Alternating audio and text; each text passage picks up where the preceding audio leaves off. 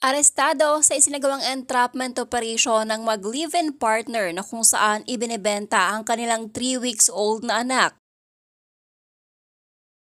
Base sa balita, ipinost ng mag-live-in partner ang larawan ng kanilang anak na kung saan may nakalagay na for sale o for adoption sa presyong 300,000 pesos.